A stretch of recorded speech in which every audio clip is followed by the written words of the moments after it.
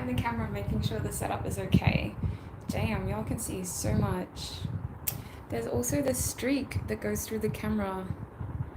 Let me try clean that real quick. Clean that real quick. We got some time. Let me just wipe that off. Long time no see, literally. When was the last time I did a live stream? I don't even know. I have the fan on, but I'll talk about that when I sit down because there's a lot to catch up with you guys. Today's live stream is just going to be a fun little live stream. Let me sit down. I'm going to be careful about how loud I talk because I'm wearing a microphone. So, hi! Welcome everybody. Let me just bring you up on the computer so I can actually see you. Hopefully I can. Here we go. Because I want to be able to see the chat and everything, so. Oh, wow.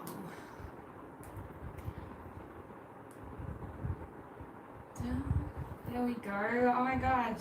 It's so crazy to connect. I love doing live streams. I love being able to connect with you all.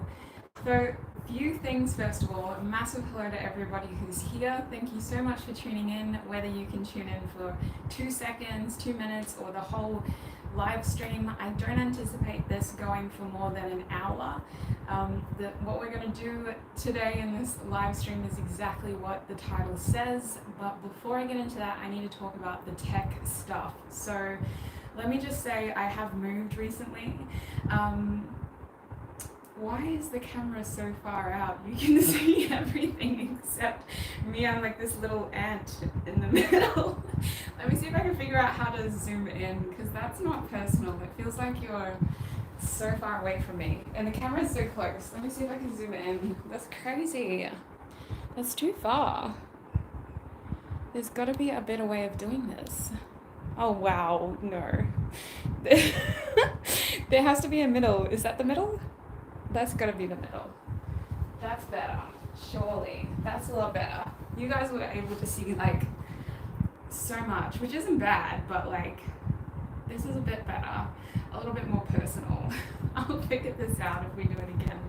So a few of the tech issues, obviously the camera was one of them, but I moved recently. I moved over the weekend. It's Tuesday here in Australia, and I'm still like, this was the first room that I set up, my little filming room. So it's still getting settled, if that makes sense. I'm still getting settled, but the room itself is still getting organized and reorganized. So I don't know if this is where I'll be filming all my videos. I want to put like a tapestry behind me so that we have a bit more to look at rather than just a white wall, even though the curtains are nice. I want you to be able to, yeah, but we'll see how we go. The major tech issue I need to talk to you about is the microphone. I'm wearing an external microphone just so you can hear my voice clearly. Moving into this house, there's little things like aircon remotes. So this room, I don't know where the air conditioner remote is, and it's hot in Australia right now, even though we're coming into winter. I live in the north of Australia, so it's like, literally as I'm speaking, it's like 30 degrees Celsius, which is probably like 89 degrees Fahrenheit, I'm guessing. So I had to have the fan on, otherwise I'm gonna be like passing out in the middle of this. But if the fan is too loud, let me know. I can probably turn it down to another lower setting, but I wanted to have the microphone close enough so that you could hear me without me having to yell at the camera. As you could see from before, the camera was pretty far. It's not super far away, but it's still like at least a meter away, about 3 feet away. So yeah, not super close either. But I've got my tissues here in case I'm sweating, so I can like dab my sweat. But I have to be aware of how much y'all can see. Like you can even see my water bottle. You can see everything. Lucky this room was clean. Lucky I got my ish together before I did this. Speaking of, the room isn't 100% me yet, so I'm just going to be cleansing it while we catch up and just making sure that it actually feels ready to do this. Especially with all of our energies, I want to make sure we're getting the right messages for that collective reading later. I shouldn't do this when there's a fan. tulips. That's okay. I did like sage earlier. I'll have to turn that fan down before we do our reading because I do want to color center the room. So let me just read your messages. It's not too loud. Okay, perfect. Thank you so much. Is it Nia or Naya? Thank you so much. Okay. Yeah, I'm not gonna lie, Giselle. I feel so refreshed after that move. It was exhausting physically, but it was a beautiful chance to just focus on getting my physical life in order, if that makes sense. You know how you kind of put that on the back burner, whether it's tidying up clutter or just making your home more of a home? It was like a whole weekend of me just making my space feel like me. So it just, yeah, doing those things to your physical environment, I guess, just really helps for me personally, my everything. Like I've even been getting spiritual downloads for family members. So I'm pretty excited to start getting back into work and filming. That's why I thought we'd do a live stream. Let us get into this, sweet peas. We're going to have the fun part of today's live stream. We'll get that out of the way first. Let's get the fun part out of the way. I want to talk to you about this box that's sitting in front of me. I don't really have to lift it up, do I? Like, you can see everything in that camera. So this box was sent to me by a company called Try Treats. And basically, I mean, I'm reading this to refresh my mind because this was about a month ago that they reached out, and I've been moving, so much has happened. They've been watching my live streams, and you know how I just do casual unboxing videos with you guys. Usually it's tarot boxes. I haven't got a new tarot haul yet, but they've seen my live streams and they wanted to send me food to try with you guys, and I was like, that's so odd, but thank you, I would love that. I always like watching those videos, seeing like people from other countries try other countries' foods, especially treats. So I have no idea what's in here. I don't know where it's coming from. In terms of what country, I'm hoping there's more information as we get into it. I hope I'm not just sort of stabbing in the dark here and trying some really random stuff, but I thought it would be a good way to kind of enter the live stream. We'll open this box first, and then I want to do a collective reading on us because we recently came through a lot of heavy energy, a lot of really cleansing energy in terms of the full moon, the lunar eclipse. I'm pretty sure I referred to it as a solar eclipse in a previous video. And there's just been some stuff going on with Mercury retrograde too. So let's do this first, this little fun thing, and then we'll do a collective reading afterwards. So does anybody want to make any predictions? What do you think is in here? Try Treats have done stuff for other YouTubers as well. That's kind of like what they do. So if you watch a lot of these videos, let me know what you think is going to be in here. And also, I have to say this as well, because this is part of the reason why I agreed to do it. If you see anything in here that you want to try yourself, they did give me a discount code. So it's like 15% off if you want to try something using my code, the Hermit Tarot, all one word, the Hermit Tarot. I should have written that in the description box, shouldn't I?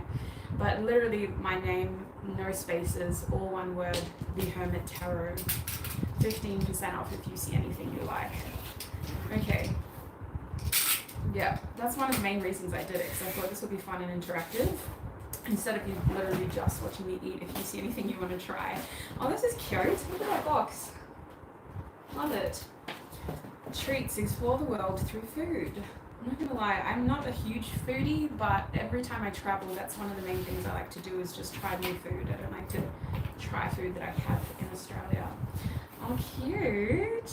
Thailand. There's a Thai sticker. Why do I keep showing? You can see everything, but mochi. That's a good prediction. Remember, hello everyone. Welcome. If it's British food, I'm taking it as a sign.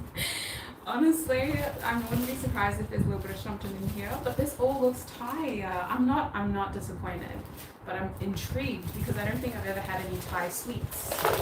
Oh, okay, that's not a good idea. What fell? Okay, the only thing that fell were things that are already in here, so I'll pick those up after. I can't keep disrupting us. No, you know, does anybody else do this? When you get like packages and there's stickers on them, do you guys like to keep the stickers? Like, I feel really guilty for just ripping this. I want to keep the sticker. Let me just pull it up. Oh, me just pull this to the side because I have like a little sticker wall as well in one of my cabinets, so where I keep all my stickers. I'm a weird eclectic collector, I guess. I'll keep this under my candle. Okay, I'm intrigued. Have you guys tried any Thai food before, like Thai sweets? Oh, praise the Lord. They come with a little treat. Look at this. Exactly, telling us exactly what's in here. Oh, thank God. Thank God. Let me hold it closer. Maybe, I don't know if you can read that. I tried to have the camera facing you so that you're seeing it as if you're sitting here across from me. So I've got my laptop here so I can see what I'm looking at, what I'm doing. So, oh my days, there's a lot of food. There's a lot of food. It's a lot of sweet stuff, but there's also some savory things, so exciting. Love that for us. Oh, they have the squid in here. I actually grew up eating the squid snacks, so like that's something, a lot of Asian cuisines were brought through the Torres Strait, so a lot of my like ancestry, we eat a lot of different Asian foods because of the pearling days. They would come into Torres Strait to pearl, and then they'd go back to their families, and then some families actually migrated to the Torres Strait. So some of these foods are slightly familiar, but not a lot. Not a lot. First thing on the list is the chocolate wafer by Shanghai. Chocolate wafer by Shanghai is a crunchy and delicious chocolate wafer coated in milk chocolate. Wonderful and scrumptious treat to enjoy on the go whenever you feel a sweet tooth or craving. Interesting. Also, I got my nails done, and have you noticed I always talk with my hands, but like it's extra now that my nails are done. I'm sure I'm not the only one. Oh my gosh. There's a recipe in here as well for Thai iced tea. Oh, I'm really on my tea thing right now, but I've been trying not to have caffeine. That's alright. Delicious. Alright, so we'll start with the chocolate wafer. Let's see which one it is. It's the one that says,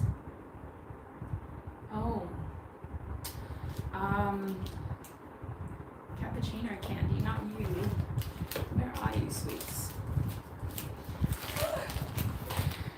Let's go somewhere. Why am I getting nervous now? I feel so nervous. Don't tell me it's the one that flew out. Oh, it's here. It's here. Okay. Oh my gosh. Okay, so it's just chocolate. So it shouldn't be the craziest thing I eat today. It shouldn't be the craziest. Have a look. That's what the packaging looks like. Okay. Yeah, wow. I used to love the Cookie Monster. I always thought the Cookie Monster would be my spirit animal, but no, I'm not really. I'm a massive savory tooth though, like anything salty, I love it. My blood pressure doesn't, but okay, this is interesting. I mean, it looks very familiar to any other sort of chocolate covered wafer you would try. Okay, let's see. The microphone's here, so you're gonna like literally hear me eat. So if that grosses you out, I will try not to chew loudly. Oh my days, it's lovely. It's not too sweet either. Oh, I would love this with just like a milk tea and like dipping it in the milk tea. Delicious. I don't mean to be that person, but there's a lot of food in here, so I'm not gonna finish everything. Okay, I'm just gonna like slowly go, but it will eventually get eaten. I have my cousins coming over later today too, so what I don't eat, they can eat as well. We have similar tastes, I guess. That is really nice. Like, yeah, 10 out of 10 would recommend. So if you do consider trying some international treats, that one was the chocolate wafer by Shanghai. Sanghai. And there's also something really intriguing in here, which there's a lot of them, called the cappuccino candy. So that's what fell on the ground as well, but there's a lot of them in here, so I'm pretty intrigued to get those, and oh wait, it's upside down, to try those next. So it's called Cappuccino Candy by Copico. Okay. Cappuccino Candy by Copico are hard candies with a smooth, rich cappuccino flavor. These candies contain caffeine. Oh, listen to me try not to have caffeine. And 4 to 5 pieces is equivalent to 1 cup of coffee. Okay, so if I have one, that's not too bad. This is like having a weak tea. making perfect for a little pick-me-up treat during the day. These might be here for a while, but that would be good. If they're nice, then I can make them last. Ah! Oh, it cracked. Oh no, that's part of it. Interesting. Oh. Okay. This is very intriguing. This is, oh, you're just gonna blow everywhere, aren't you? Wait, I haven't been over here. So, it cracked a little bit, but there's like the front side, and then there's the back, which is, I guess, the chocolatey side of the cappuccino. Smooth, rich cappuccino flavor. Who would have thought? This is incredible. Let me try this little piece first. Oh wow. Oh no, it's so good. Oh no. It's just as sweet as any other candy, but that coffee is so smooth. Oh no, this is like too good. You know how I was saying, oh, I'm just gonna be modest and have like one every night? Nah, I'm just gonna be real with you. That is not gonna last the month, those candies. And there are literally probably like a dozen of them, including what fell on the ground. That's not gonna last the month. That is delicious. Oh my god. And I see what they mean, like you just kind of suck on it while you're doing everything. You don't have to kind of carry a coffee cup around. But that being said, that would be so nice. I don't know if this is weird. I don't know if anybody else does this, but you know how you get those sort of creamy candies, like butterscotch melts, for example, things like that. This would be lovely in just like a warm drink just melting in there. I don't know if anybody else does that. I used to love putting things in my tea or like coffee. Not that you'd want more caffeine, but like, wow. If you do, if you're having a long day and you need that extra hit, my days. I sound terrible now, but wow. I don't know what to do. Do I just keep sucking on this until we finish, or should I put it in something? You've had these, Lily Cat. They're delicious, hey. So good.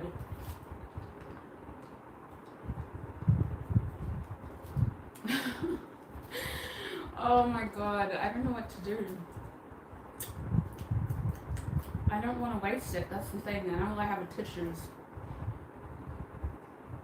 Maybe I can summon it really quickly. No.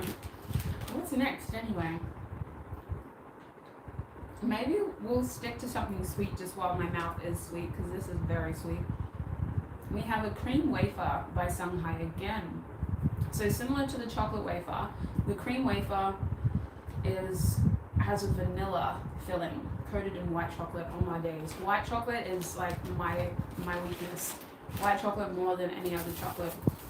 My weakness. Oh, there it is. Hello. I didn't even see that there earlier. Interesting. Oh my god, this is too good. I should have kept the wrapper. That's what I should have done, and put it in the wrapper. Because now I can hardly talk. You know what? I'll put it in this one.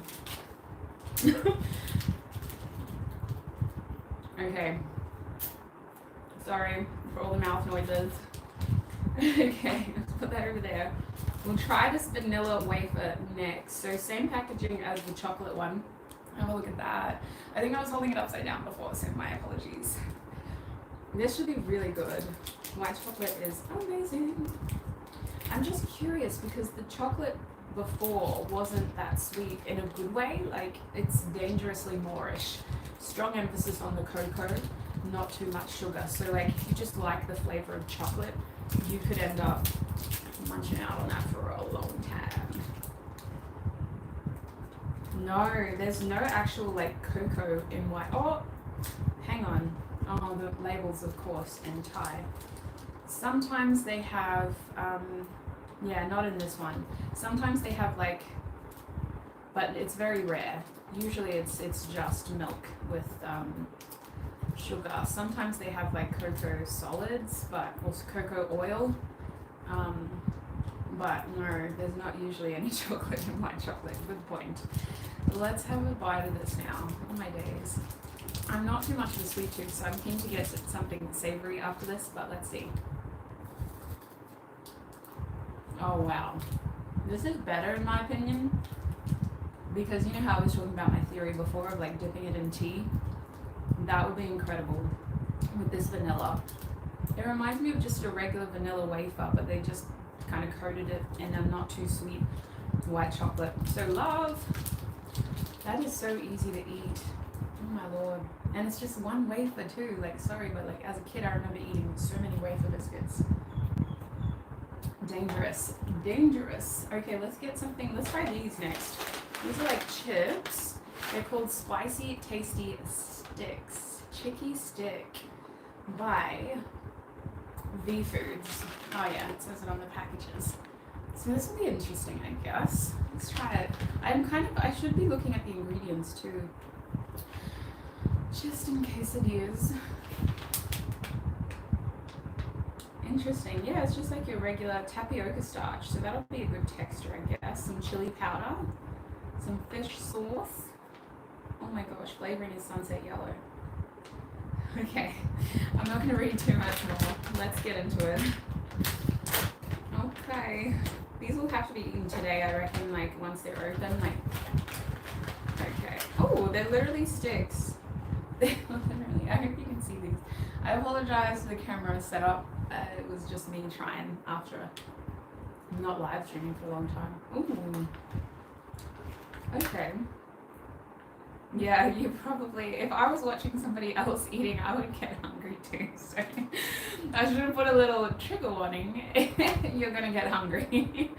These are nice. These are annoying to eat though, like having to grab them one at a time. But if you're just kind of chilling, you know, you want to watch a movie, that's pretty good. I wouldn't mind just going, sorry, mouth closed, but they're really nice. It's like the right amount of fish sauce too. Like it doesn't have a fishy taste, but it's got that saltiness that a fish sauce adds to a meal. Oh my days, this is too good. This is better. Because I'm not much of a sweet tooth, this is my favorite so far. The chicky sticks. My lord. This would be a fun thing to do, like with a group of people. I'd like just getting a box and trying it with. I should have waited till my cousins came and we could have all tried it together. Oh well. I might stick with the this is interesting. I might stick with the like savory stuff because that was nice. I really want to try these Lay's. Basil, sweet basil by Lay's. That's the flavor of these chips, y'all. Sweet basil. Interesting. I never would have thought. There's a little chili at the bottom too, so I do have a pretty good chili tolerance, but not like too, like I can eat bird's eye chilies, but anything higher than that and I'm sweating.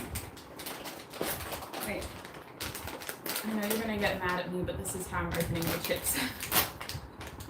I know I should have opened it the other way, but these nails, I'm still getting used to them. Very unconventional way of opening chips. Okay, have a look at this. I don't know what chips look like in your country, but this isn't typical. We have chips like this in Australia. Lily Cat, I know you're from Oz, but they're not usually like this close of a crinkle cut, if that makes sense. Like our crinkle cut chips usually have bigger crinkles. So it's weird, those little things I notice. Good amount of seasoning from the looks. Oh my days, my mouth is like watering. I just gotta try.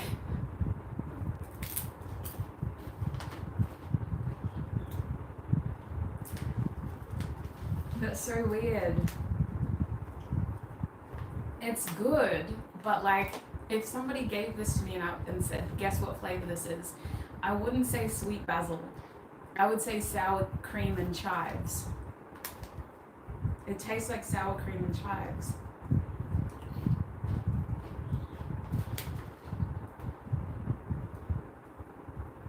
It has paprika, you can taste that. This is subtle paprika. It just says seasoning. Dang. It has a bit of a chili hit too, but it's not overwhelming. Oh, again, Moorish. Even just that little bit of heat. Oh my gosh. It's so Moorish. Let me chuck that over there. Kirk's around here somewhere, but he's not usually a chip eater, so I hope he doesn't knock that off.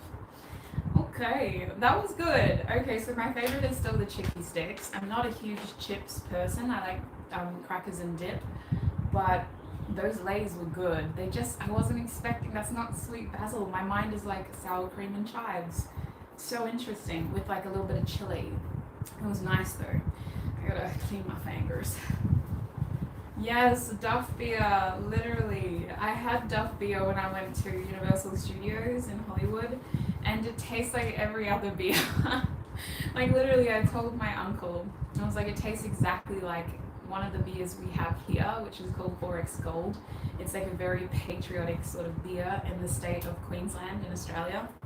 So I was like, it's exactly like that. It's just a regular beer. It just tastes like the same kind of, like, I'm sure everybody has a flavor of chips like this, but I guess in Thailand they call it sweet basil.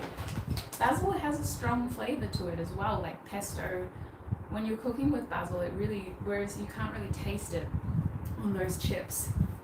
Very interesting. Okay, what next? Maybe we should go to the sweet, because there's a lot of sweet stuff. Let's kind of go in the middle and try these puffs. They are called caramel puffs. Oh my days. Usagi Puff Caramel by Dua Kalinci or Kalinci. I'm trying to lift the paper up. It wasn't working. Oh wow. Oh my lord. Why am I getting excited and nervous about this? I guess because we've gone from something chilly to now sweet again. What is my tongue and stomach going to think? Have a look at that though. This reminds me of like when you have a movie night and you just kind of veg out on the couch with all your favorite snacks, except the weird person in the group bought all the snacks and you're like, what did you get, you lovely weird person? Okay, let me open this up. I am so intrigued because it kind of looks like popcorn on the packaging. It's just puffed wheat if you've ever had puffed wheat. So, ooh, have a look at that. And then I guess it's got a caramel seasoning on it. Let me move this to the side. Usagi is a Japanese word, so that's interesting. It's even got the writing there. Interesting. Okay. What's it going to taste like?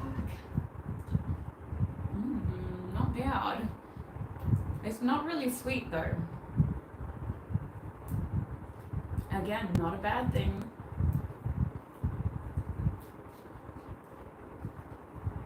They're so small, I don't know how to describe this. Maybe I'll just sit it on my tongue and then see what my taste buds think.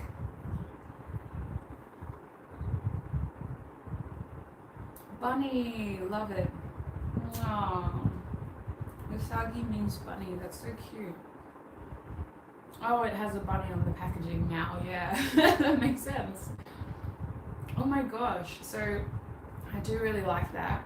It's not sweet in a good way. You know how I was kind of hyping myself up? When I think caramel, I think of something that's really coated in caramel, like the sticky caramel, not just the caramel flavor.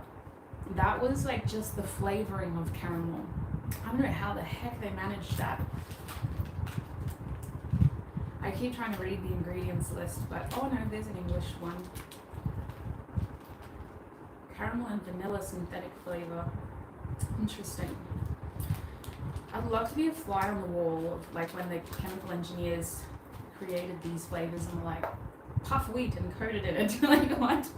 How did you go to there? Anyway, it's nice, but like this is the kind of like little snack that you'd have if you weren't really hungry, you know, and you just wanted that flavor.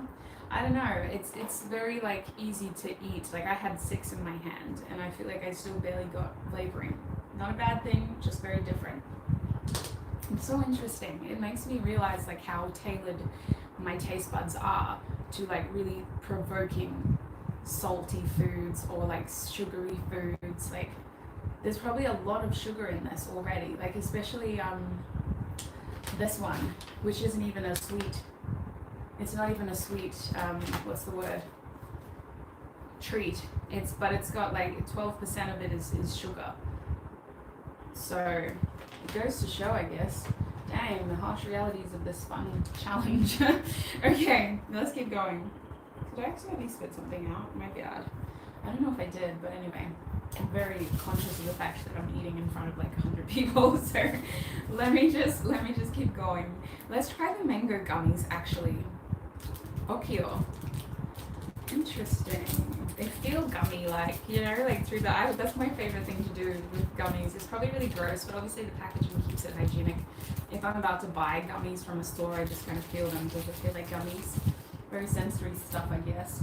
So mango gummies by Dragonfly are mango flavored gummies that are chewy in texture and fruity in taste. These gummies come individually wrapped so you can enjoy the taste of mango anywhere you go. And to be honest with you, there were so many of these, just like that cappuccino candy. I'm going to be feasting for a while, especially with them being gummies. I still have candy from Halloween last year, so there's going to be a lot of these just added to that list. Okay, where did I put it? I'll go with this one. That's like my goal though. My grandma was like that. She always had sweets in her bags or in her pockets, so I wanted to be that like auntie that just always has sweets when you come over their house. Oh my gosh, it's a little bit melted, and I'm aware of the fact that I've got to shuffle cards after this, so I'm gonna try not to get my hands too sticky. Oh my gosh. Texture is 10 out of 10. That nice like gummy where it's like a little bit chewy, and the flavor is incredible. I've never tasted something this mango except for mango ice cream. The mango flavor is like, it must be made out of real mangoes, not a synthetic mango flavor. Concentrated fruit juice. Yeah, it's literally fruit juice. And that's incredible. Damn it. The things that I said would take ages to go are probably the first that are going to go. I reckon I'm going to eat these first. So good. Oh my gosh, that's delicious. That throws me back to like my childhood. It's crazy. It's so good. I've never even had that in my childhood, but like the texture, the sweetness, it's so lovely. Man, okay. Maybe, oh yes, there they are. We should try these. I've had something like this before from another brand. It's literally like a chocolate stick, and they're called Chocolate Pocky by Glicker. Chocolate Pocky by Glicker. Crunchy biscuit sticks with a unique chocolate flavor. I'm really intrigued by their chocolate. Hey, like they've got the good cocoa flavor seasoning, but it hasn't been so far very sweet. So each bite is smooth in texture and creamy in taste. These pockies are from Thailand and are different from pockies sold in other countries. Okay, so they are different. Interesting. Let me just clean my palate with some water.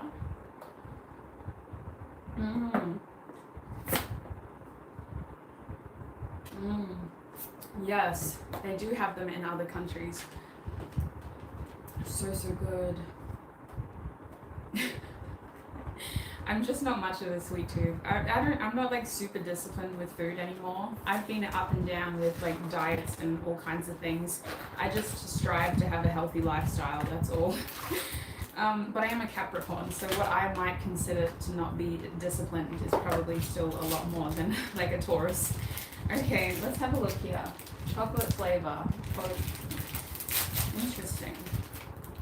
Oh my gosh, I opened it at the right end too. You can just see like all the biscuit sticks. Look at this packaging first of all. We cannot ignore this incredible packaging. I'm sorry, but like, it's so simple yet like striking. Love it. Okay. Very smooth chocolate.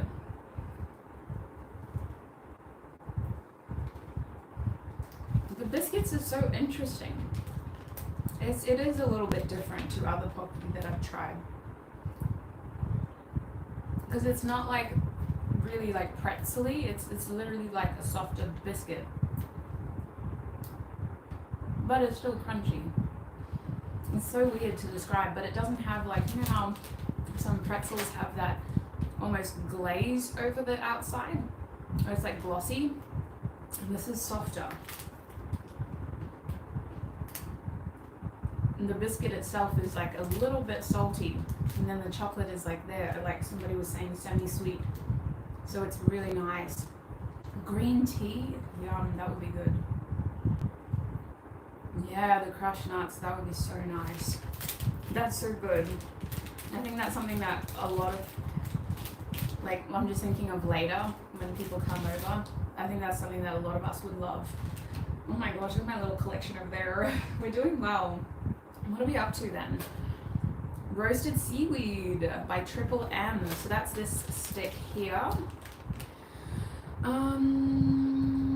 Crispy roasted seaweed snack, widely praised in Thailand. Well seasoned and roasted, savory in taste and crunchy as well as crispy in texture. This treat is addictingly tasty. Oh my days.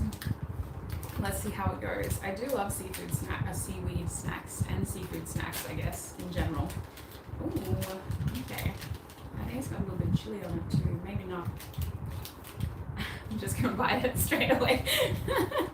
You notice the difference between the sweet ones and the savory? I'm just like straight onto the savory snacks. Anyway. Oh my god. It's so crunchy. And it's in my teeth. That is so nice. Obviously, if you don't like seaweed, you're gonna hate this, but if you like seaweed, especially dry seaweed, there's a bit of chili. And now that I'm looking at the packaging, it does say spicy. I'll admit I was very keen to eat it. I didn't even see the chili sign, but it's very good. I probably shouldn't have bit it like that, but it is very good. Oh my god, I can see why people just like it. Like, it's just one of those things that you could, yeah, because there's a lot of salt. So you don't, like, even though it's only that big, you wouldn't eat it quickly unless you really like your salty things. Yum! That would probably be my post-filming little snack with my tea. I'll have that. Wait, no, but if I have tea, I should probably put one of these things in there too. Put some of that in there. Some of the wafers. Yum. I'm going to wrap this though, because I'm getting worried it's going to go stale, especially with the humidity here. Love it. There's only really one more to tackle. And this is a treat that a lot of people who don't have this sort of in their taste bud repertoire, they usually hate these kinds of treats. But I grew up eating a lot of squid snacks, like dried squid. I used to eat a lot of that. That was like our snacks. So I'm eager to see what this tastes like, but it's basically called Squid Seafood Snack by Bento. It's a classic Thai snack filled with unique savory flavor and chewy in texture. This is a truly unique snack from across the world and will make you taste the ocean. Oh my days. That would be so confronting if you hate seafood, but I love seafood. It makes you taste the ocean. Oh my gosh. Okay, let us try to open it now.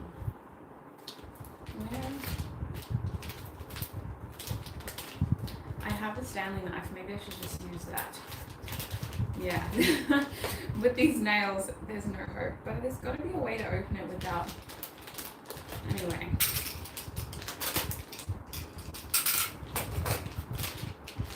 I'll have to put them in the fridge so they don't go off. I really don't want to waste anything in here. Luckily, I have a huge family. So if I don't eat anything, it's going to go to them. Ooh, intriguing. So it's not like really the dry squid that I was expecting. It's got a seasoning on it. Sweet and spicy. I have the hugest bit of seaweed in my teeth. Oh my gosh. Okay. Sorry. Let's do it. Let's do it. Oh my gosh. Interesting. I like that. I'm a little bit nervous to eat a huge piece, but let's see.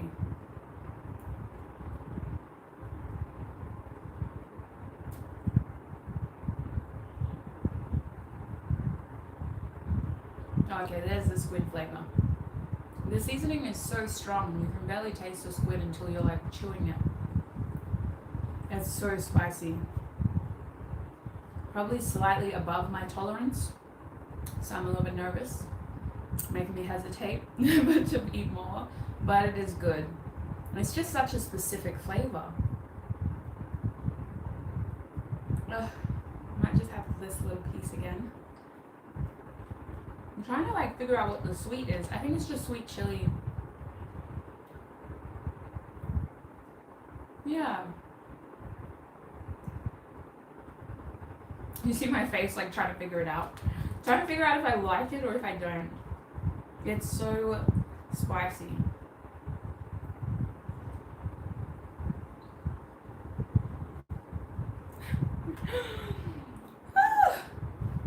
Okay, that is probably all I can eat from that. My gosh, I don't know who has a spicier tolerance than me though in the family. I'm gonna struggle. I'm probably the only one that can eat this because of how spicy it is. But I'm gonna struggle to be able to eat that. Like those two little pieces. Oh my days, my tongue is swollen and on fire. Because it's that real like chili heat, you know, where the chili is dried and it sits on your tongue. And there's not the fragrance of the fresh chili. It's like a dry chili just sort of sits on your tongue, kind of seasoning. Oh my days. That is insane. It's not bad. Again, I don't think anything I tried today was bad, but wow, very different.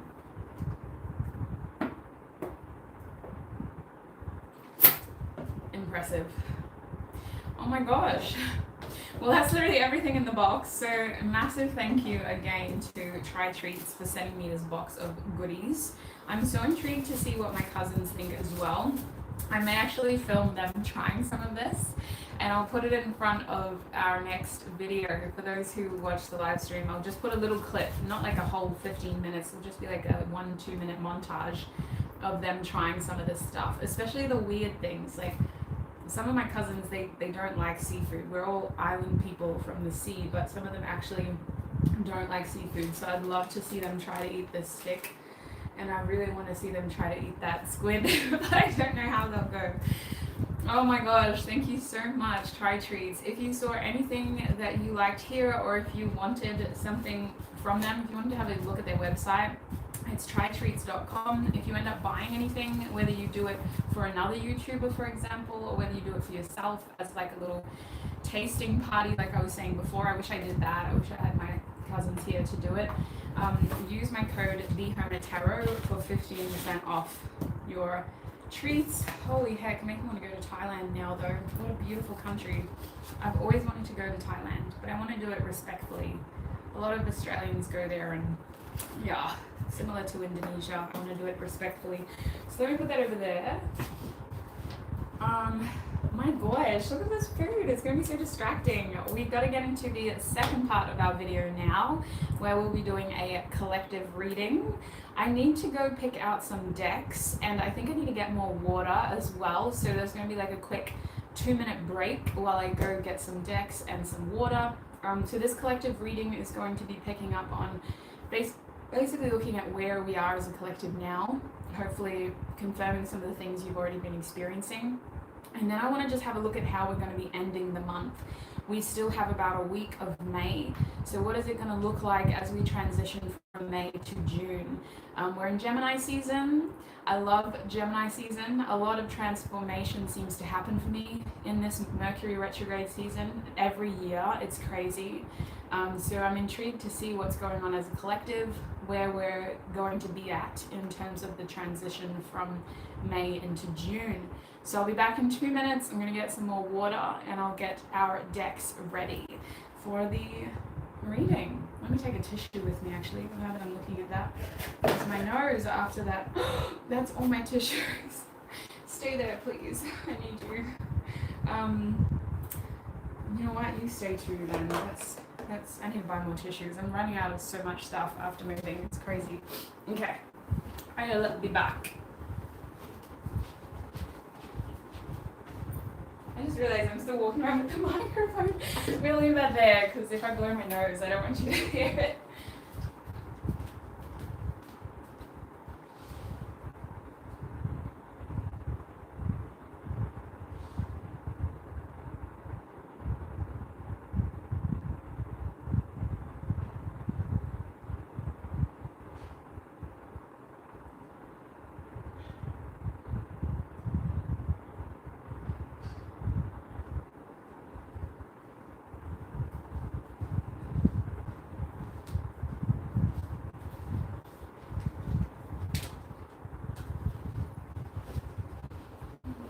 here. Celestial bodies.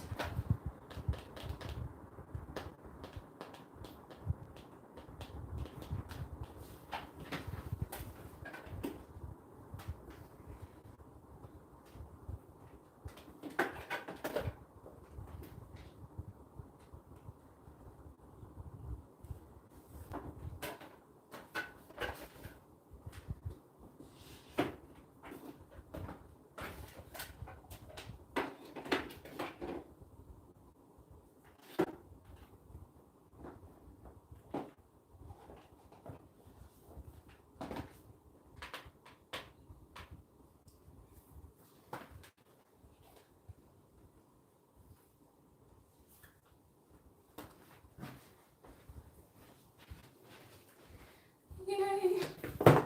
I turned, oh, let me put this back up here.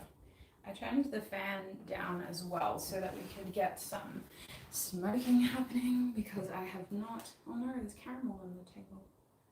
I have not properly smoked the whole house yet. So, and we have had some paranormal activity on my days.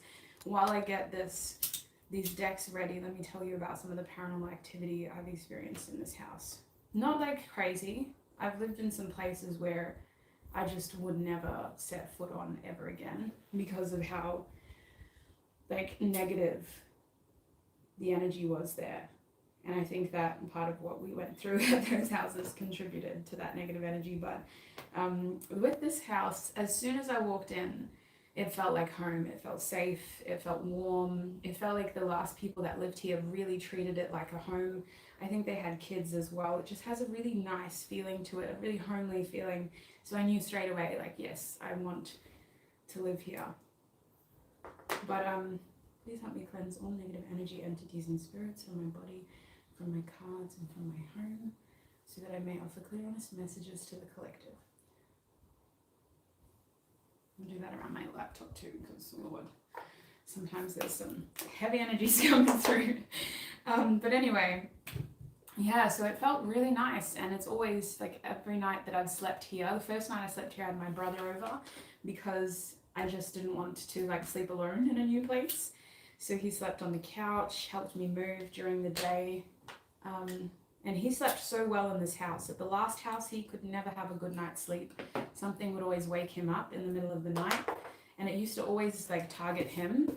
I never experienced any interactions with it, but I was always like, I'm a very, like I know my readings, like I'm just very blunt. Like if I pick up on a spirit, I talk straight to them, and I like try to interact with them enough to be able to figure out what they're doing there before like telling them to leave or respectfully leaving their space, depending on what the situation is. So this house, he slept really well that first night, and I slept really well. Kirk slept really well. He has hardly yowled in this house unless he genuinely just wants attention. He doesn't get lost because it's just a different layout. So it was all feeling really good. Sorry, this deck hasn't been used in a while, so I've got to warm it up a bit. And then the second night, my cousin came over, same one that's coming over tonight, and she started sharing some stories about the house she's living at. And if you're watching Lillian, you probably know what I'm about to say, but she has been experiencing an invasive spirit at her house who is basically wanting her to leave the house. And I was, like I was mentioning before, very much this house has sort of re-energized me. So has the moving process. I'm a bit of an open nerve in the sense of I've been making predictions left, right, and center. It's really hard to turn it off at the moment. It's very, very open, very on. So I started like channeling energy for her and telling her what I could pick up on, and we started going through some of the things she'd experienced, and our discussions became more spiritual in nature. We started talking about experiences that I've had in the past, and we're just kind of feeding into that energy of spirits and that we believe in these things. And then Kirk walks past us on the balcony, and we both look down, and the way the balcony is set up in this house, it's wooden. And so there's kind of like wooden planks with about a centimeter in between them. So what is a centimeter? Like a third of an inch, roughly. And we both look down to look at him, and we just see this shadow pacing. And the way that it looked at, because we're sitting there at like 9-10 o'clock at night, and the only lights we had on were inside the house, and they were just kind of lighting. The light was coming through the window, through the wood, so you could just see like the light from the gaps in the wood. And we're looking through the gaps, and we can just see this shadow pacing the door downstairs, and it's just sort of moving in a way where the only way you'd see a shadow like that would be if it was standing in front of us pacing and blocking the light from moving through the wood, or if it was standing down there blocking the light from touching the floor. And it was doing that for like a good 10 minutes. But after a minute of seeing it, like Lil and I were going through all the logical explanation. She's a Gemini, my cousin. I have a Gemini rising, plus I'm a Capricorn, so very spiritual, but also logical and practical people. So we're standing there looking at it for a minute, going through all the logical reasons. What if it's just the curtain? We watch the curtains movements, watch the shadows movements. Like, no, that's something pacing. What if it's this? What if it's that? And we start like ticking things off. And I said to her, listen, I just got to go downstairs and I have to look at it. I have to go downstairs and see what it is. So we go down the stairs. It probably takes 30 seconds to do, right? To go inside the house, go down the stairs, and stand at the door that it's pacing outside of. And from the door, we're looking out, there's no shadow. It's just clear lines of light coming through the balcony. So I stand there again for like maybe 30 seconds longer, and then I'm like, nah, there's something going on. We have to go back upstairs. And luckily I didn't open the door, because the strong feeling that I got that night was that whatever it wasn't human, but it became very attached to the conversations we were having, which were very non-positive. Like, we were talking about spirits that were really sort of negative in energy, almost like succubus sort of energies. And it became attracted to that conversation and was trying to get me to let it into the house. So what I ended up having to do was, we both went back upstairs. I lit some sage and I just started my chants. And I was saying, you know, all negative entities, energies and spirits, you're not welcome here. And the more that I started doing that, the more that I realized that it was a very weak energy, just a curious weak energy. Like, I've been working with spirits for my whole life, basically. And it wasn't going to do anything bad. It wasn't strong enough. So after smoking and just sort of calling it out and saying, like, this isn't going to do anything, it's not welcome here, the shadow stopped moving, but it stayed under us the whole night. Lil and I stayed on that balcony until about 12:30, and every time I'd look down, it would still be there sitting under us, but it wasn't pacing anymore. So that's the extent of the paranormal activities so far in this house. And the house itself feels like a fortress of strength and comfort. I don't get bad vibes here at all, but I do need to smoke the whole house, which I haven't done yet. So that was basically a really roundabout way of explaining why I had to Palo Santo before our reading. Okay, let me get those out of the way.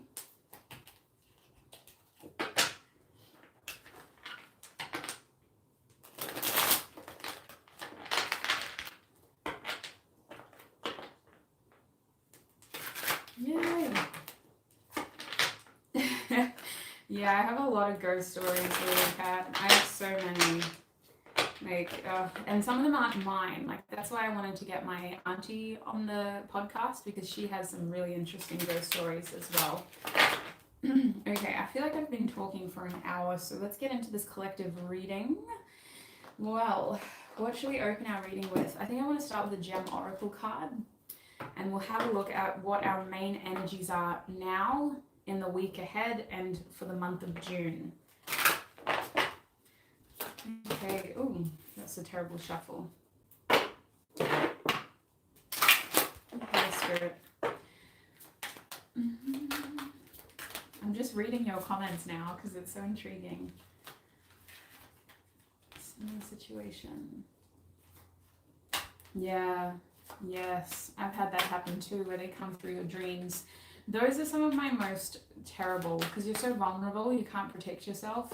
Those are like some of my most terrible stories, because it genuinely rattled me. Whereas if I see something physically, like I'm less rattled, I just put up my defense immediately and my sort of protection immediately. Okay, Spirit, please show me what the energy of the collective is right now. What is the energy of the collective right now? Ooh, we got some feminine energy, natural agate here. Some natural agate. I'm trying to see how much you can see when I hold it close. Oh, let's hold it there. That's probably more square. Okay, so we'll have a look at what the collective energy is going to be in the week ahead too, please, Spirit. In the week ahead, we have light amethyst. Interesting, going from Venus to Uranus. And what about the month of June? What is our collective energy in the month of June? In the month of June, we have Angelite here as well. Interesting. So, if we have a look at natural agate as an energy, it's definitely an energy of healing. Some of you, I wouldn't be surprised, I'm saying you, but that really this is us as a collective. Some of us are having a strong push on preservation right now with natural agate, namely with our physical body, our immune systems, our health is priority. But we shouldn't be approaching this in a need to do or need to, what's the word? Worry or stress. It's more of a feeling of self-preservation. The energy right now is just loving and caring and preserving what you have right now. So it feels like if we put really heavy expectations on ourselves, we're going to be met with resistance, because this is not a energy of needing to achieve or really sort of structure and restrict. It's more of an energy of letting something to grow naturally and allowing the energy to move in this sort of natural process, not forcing anything to happen. It's a very feminine energy right now. So if you do have ambitions and goals and you're feeling frustrated by the way that things aren't sort of moving quick enough, that's why, because it feels like we're just supposed to be cultivating. It's giving me this image of like somebody just sort of sowing seeds or like preparing the soil for the seed to be planted. And that's where we're at. We're not really harvesting right now, but it is a good time to get things ready, get things organized. And with the number 2 here, it makes me think that we aren't supposed to be tackling these big things by ourselves. The number 2 always looks like companionship for me. It always feels like close companionship, so not necessarily complicating our connections by bringing too much into our lives, too many people, too many things, too many ambitions. It's just about sort of sticking to a comfortable, again, through self-preservation, a comfortable amount of people, a comfortable amount of projects.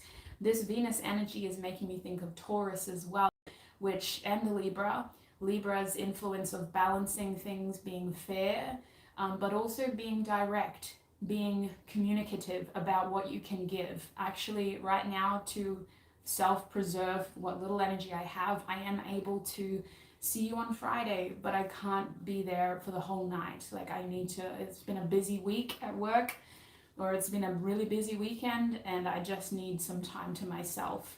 So that's sort of Libra's influence here, is having that balanced sort of harmony, to put enough effort in to kind of keep that balance in relationships and commitments that you have, but not over giving.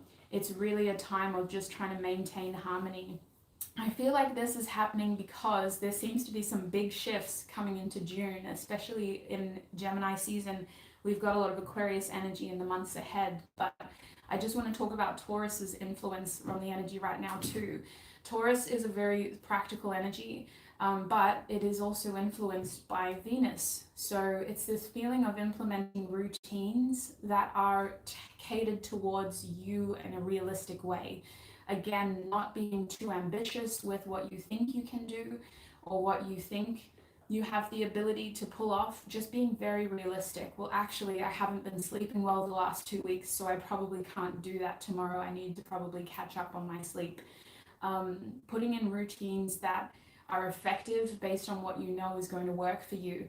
And it kind of comes back to this idea of your health as well. If you've been trying to hit some major goals with your health, whatever your health goals are, whether it's just a healthy lifestyle in general, or you're wanting to make adjustments to your food or the way that you supplement your vessel, it just feels like we need to be realistic more than anything, just to kind of keep things rolling smoothly, but not burning out, stressing about these things that aren't going according to plan, because there seems to be a lot out of your control if you are a very controlling person.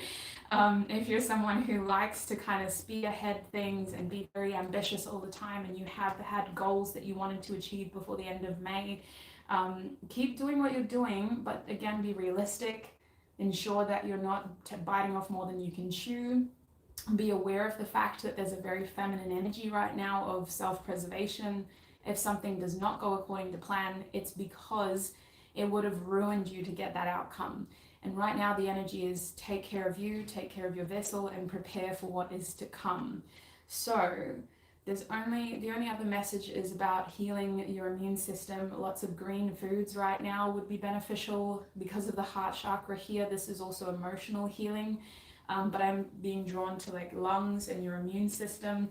Lots of green foods, lots of ginger, and just being aware of the fact that you may have some sinus issues or some nasal issues. If you're very stressed, if you're pushing yourself, you're burning out, you're going to experience a runny nose or a sore throat. And it's not even COVID for most of you, it's just pushing your body to its limits. So let's have a look at the week ahead with the light amethyst card here. In the week ahead, we are transitioning into a very transformative, innovative season in Gemini. This is technically the second or first week of Gemini season, but this week ahead will kind of fall into the second week of Gemini season as well. So in the week ahead, y'all, as a collective, what I'm picking up on is there's a lot of divine intervention here, okay? So as we close the month of May, there's going to be a strong feeling of being guided to do something, a strong feeling of being prepared to take a leap of faith, a strong feeling of you needing to kind of embrace some new radical beliefs or take on some new radical choices. It's going to vary for each and every one of you. If you're not much of a risk taker, obviously your level of risk isn't going to be huge. But for those who have been open and preparing and considering making some major changes, I see a lot of sort of radical ideas coming your way in the week ahead. And I believe that this isn't just you sitting on the couch going, oh, that would be a good idea. It's you listening to the radio and someone saying, move now. Have you ever thought about leaving your job? And you're like, wow, that's weird. I was just thinking about that. And then by the time you get home, there might be a missed call from your mother who's saying, hey, so-and-so told me they have a job available. Weren't you thinking about leaving your work? It's very synchronistic, light amethyst. It's this feeling of being guided to do something. And it's almost like the idea is force-fed to you. It's something that you may have considered yourself, but it's also the universe's way of supplementing these ideas with active synchronicities to confirm what you were thinking about. Now, all of this energy with Uranus is about setting you up for your future and doing things in a different way to ultimately build a better outcome. The thing about Uranus's energy is it is very transformative and dynamic, and at times it's a bit extreme, especially if you are someone who's a lot more grounded. You like status quos, you like things to be structured, you like routine. It could be very difficult for you to jump on board the train and go with Uranus into the future. So if you're someone that struggles with radical change, radical beliefs and things happening like that, where they're kind of force-fed to you, you don't have much time to adjust, you are going to find it very difficult. And it's not that you're not going to succeed, but it's that you're going to feel stressed and anxious about what the future has in store. It may feel like things are just happening to you instead of you being in control. Now, I want to remind you that everyone has free will. So despite this being the collective energy, it doesn't mean that we're all going to be moving in the same direction at the same speed. Some of us may choose to not take on any of this radical change, but this radical change may be even bigger than us. For example, in Australia, we had an election this past weekend, and there were some pretty big changes that came about in that election. So there could be that kind of radical change in the collective where things are just happening around you, and you have, through your free will, the choice to be as radical as you want. Now, with the third eye here and that yoga pose in the bottom corner, there is a strong focus here to simply be in a state of receiving, not in a state of doing. You're not supposed to be forcing things to happen in the week ahead. You're supposed to just sit there and be receptive. That's all the advice is, really.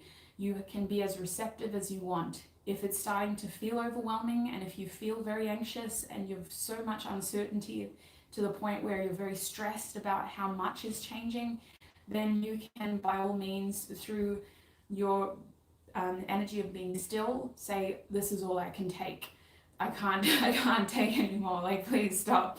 But obviously, the way that these things work is we're given as much as we can handle. So for those who are very, very much ready, you know, you're probably going to be in the front carriage of the train going to the future, whereas the rest of the more grounded and not ready to move are probably going to be at the back if they board the train at all. So it really just depends on you. This is not an energy of forcing. Things are going to find their way to you in the week ahead. Information, answers, ideas, and just changes are going to find their way to you. The week ahead is very much about being receptive and receiving.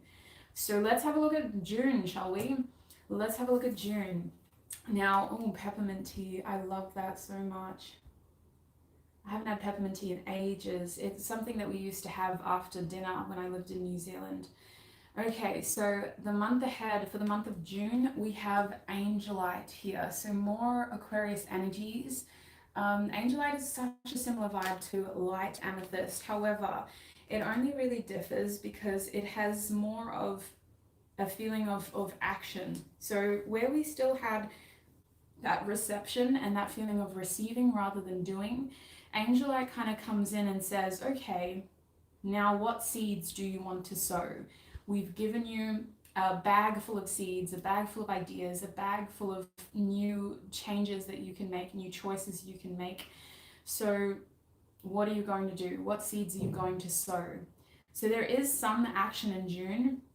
I see some new beginnings for people, especially with that number 11 there.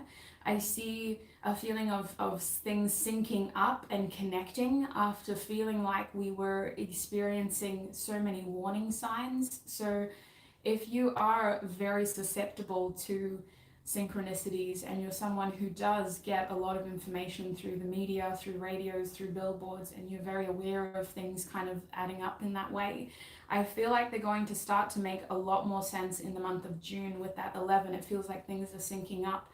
The other thing with that new beginning with Angelite, June just feels like the month of connection. So whatever we started here right now with natural agate, especially relationships, we're going to try to finesse them in the month of June. And the reason why this kind of goes from Venus's sort of attraction and beauty and self-preservation into Aquarius is because Aquarius is a little bit harsher.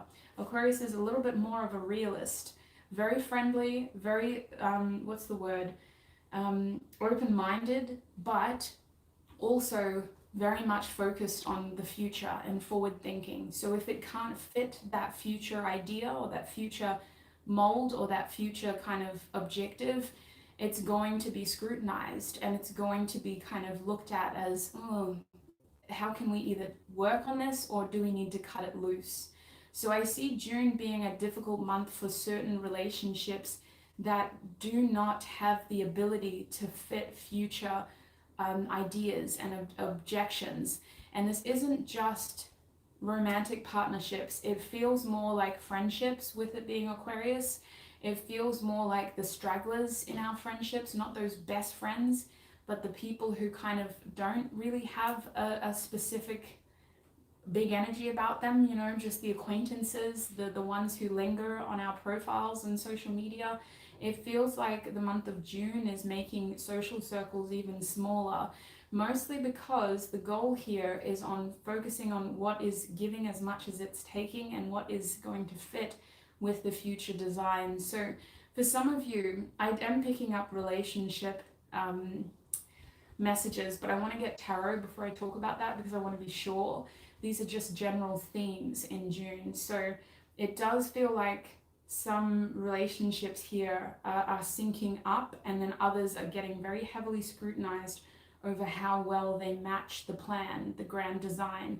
And because you're gaining so much awareness right now in the week ahead, by the time we hit mid-June, you're going to be a lot more excited about the prospects you have in terms of the future. And when I say future, I might literally just be talking about the end of the year for some of you, while for others of you, this Gemini season and the Mercury that's going to be in retrograde until I think it's June 10th is going to really help you foster a clearer idea of what the next couple of years are going to look like for you. And that is what's going to make you look at some of the people around you and go, you're not going to make the cut actually. As I transition forward, I don't see us getting closer. I see us getting more distant. So let's clarify some of that June energy, and then I will bounce back a little bit.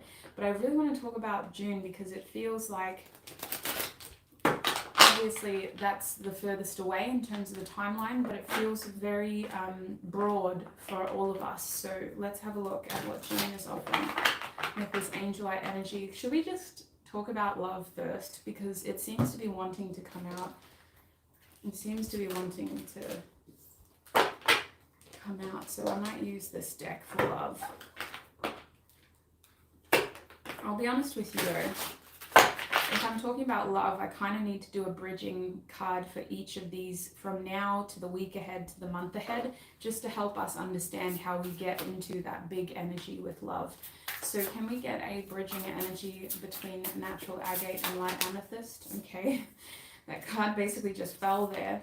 We have water. Yes. There's a softer energy about us right now, which is going to slowly dissolve into a more stern sort of feeling. But anyway, let's keep moving forward. Can I get a bridging energy between light amethyst and angelite, please, Spirit? I will talk about that again, but I just want to wait till I got all your cards out. Yeah, that's the harder energy. Chiron reversed with Imuncoli. Interesting. I'm very shaky, so I apologize. I tried my best to hold that straight for you.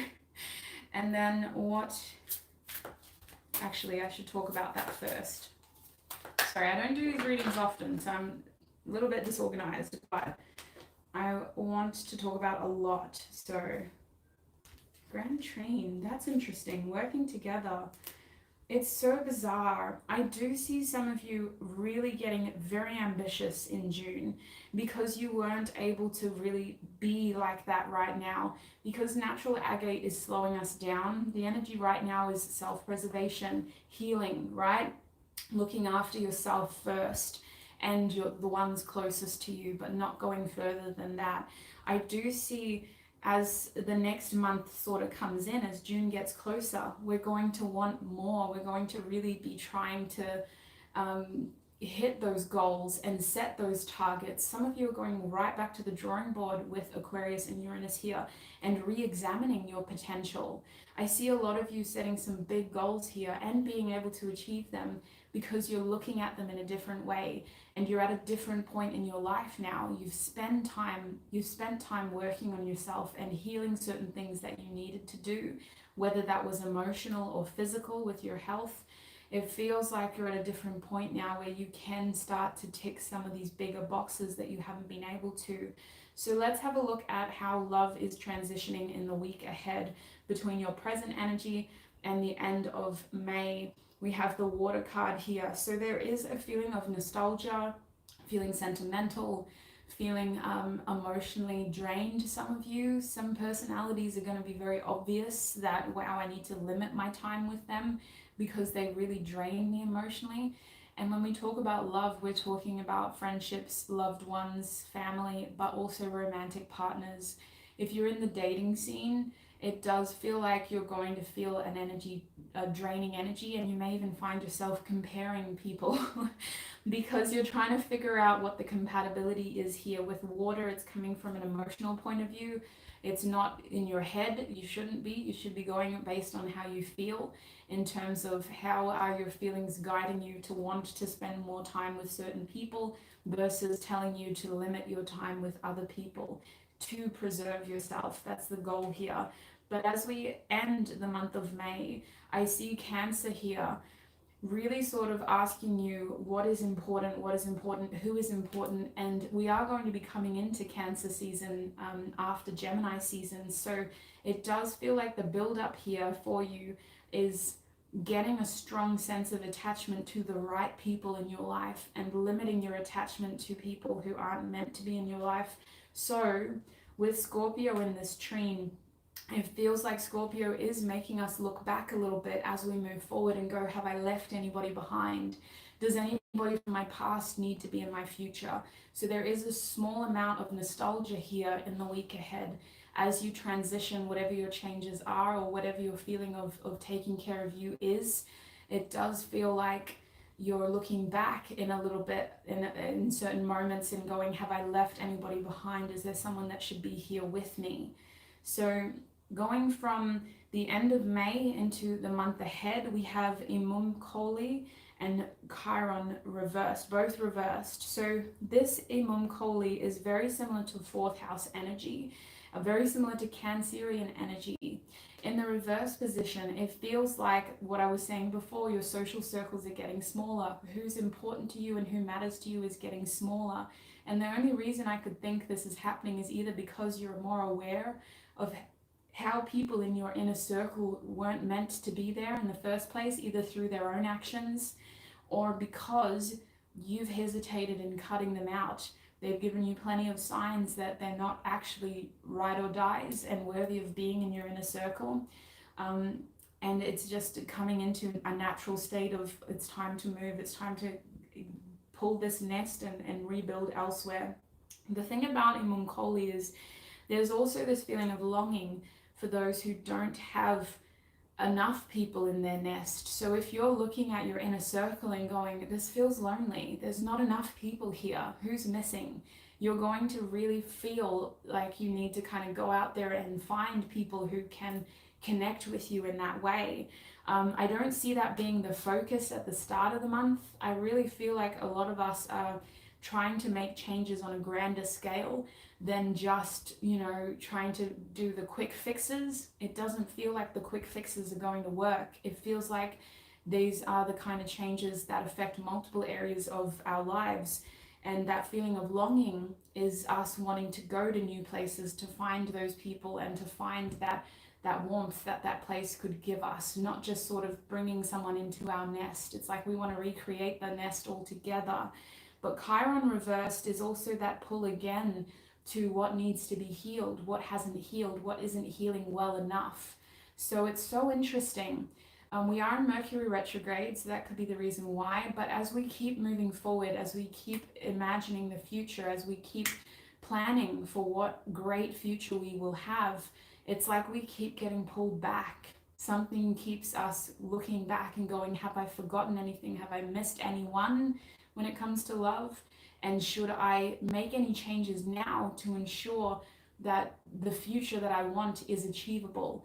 So I'm not going to lie, some of you are going to be re-examining past relationships or past connections and wondering what needs to be addressed there before you move forward, needing to make sure that those would have, could have, should have people are definitely no's or definitely yeses before you cut ties and move forward altogether. However, Chiron is usually a lot more than just the woulda, coulda, shouldas. This is the kind of pain that will constantly resurface and often originates from childhood. So it isn't enough to stop you from wanting to move forward, but it's enough to keep you distracted and question, oh, is this the right thing? Have I forgotten anything? So in love, there seems to be this hesitation to make something meaningful without the right people being there. So it feels like a lot of you may be in a very receptive, nesting, loving energy, but there's just this hesitance over, especially if you're single, obviously, is this the right person to build around? If you're in a relationship, I do see the relationship having to go through a state of healing and purging, to be honest with you. Some things need to be purged because there feels to be, like, in those close partnerships, baggage that could be holding the connection back, whether that's on your side or their side. There's this pull from the past that is holding, or not, I don't want to say holding us back, but encouraging us to purge before we move forward. It kind of reminds me of Spirited Away, when that spirit comes in and they just start eating everything and they get so big, and at the bathhouse and they have to like clean them and it's getting ridiculous, like all the water's really filthy, and then she literally goes in and pulls something out, like a thorn, and the whole thing just purges all of the food and people that it has eaten, to the point where it can literally just drift out and it's a completely different spirit. That's what it feels like. We need to kind of purge and make things easier for us to transition and move forward and go from one area of our life to the next. Does anybody want me to ask more questions about those in relationships? Because there was a lot of energy about the singles. Oh no, Jude, you didn't miss too much, to be fair. How long have I been talking? 20 minutes, okay. We've been doing this collective reading for about 20 minutes. I just want to focus on the week ahead first, and then the month ahead, in terms of collective energies as we close this collective reading. Okay, so what does the collective need to know about the week ahead? Oh, Rohan, do you want me to double check the couples? Oh, there's the separated as well. That's true. Okay, let's just do that real quick then, because there's a lot of you in separation. We'll do couples, separation, and singles. I'll use this Gothic tarot real quick. Okay, Spirit. What can you clarify about love for the couples in the month ahead?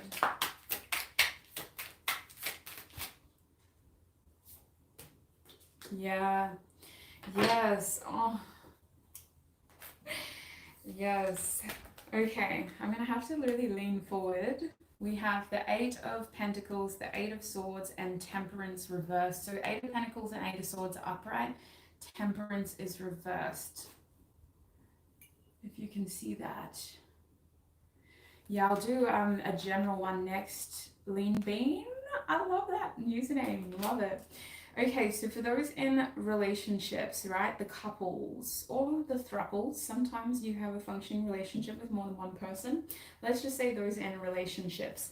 A major issue that's being highlighted in the month ahead has to do with feeling victimized, or feeling like you have something on your mind that you can't speak. So you're internalizing it. And it's not that it's stewing out of control, but the thought itself is becoming a burden.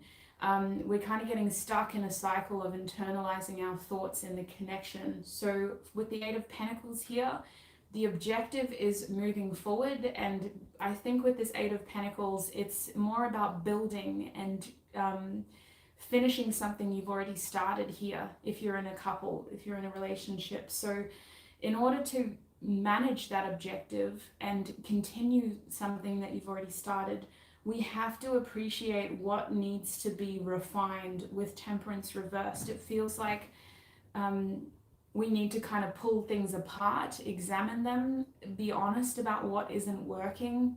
Actually, I don't like it when you do this. Actually, I really want you to do that. Actually, this isn't working for me. Actually, that needs to be addressed. It's like Temperance is saying you have to pull it apart in order to have it working back together. In fact, I wouldn't be surprised if some couples are experiencing separation in the month ahead, whether that's just a temporary couple of days away from each other, or whether that's a I need some space, or I need to be able to focus on this month. It just kind of feels like Temperance is saying, don't be afraid to pull things out and pull them apart, because that's how it gets stronger. We have to finish what we started. We have to focus on the overall goal.